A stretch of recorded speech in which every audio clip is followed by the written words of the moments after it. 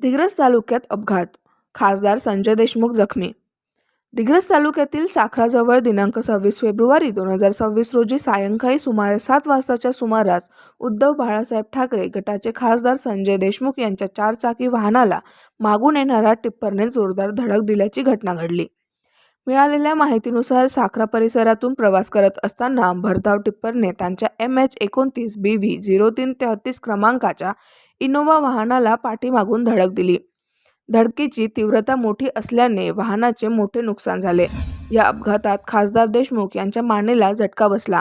अपघातावेळी वाहनात एकूण 4 जण प्रवास करत होते. सुदैवाने इतर तिघेही सुखरूप असून त्यांना कोणतीही गंभीर दुखापत झाली नाही.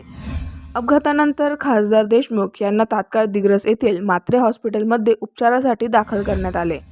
डॉक्टरांनी प्राथमिक तपासणीनंतर त्यांची प्रकृती स्थिर असल्याचे सांगितले आहे.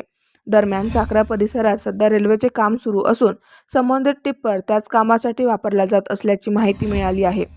टिप्पर चालक हा मद्यधुंद अवस्थेत असल्याची चर्चा असून त्याच्यावर कठोर कारवाई करण्याची मागणी स्थानिकांकडून होत आहे.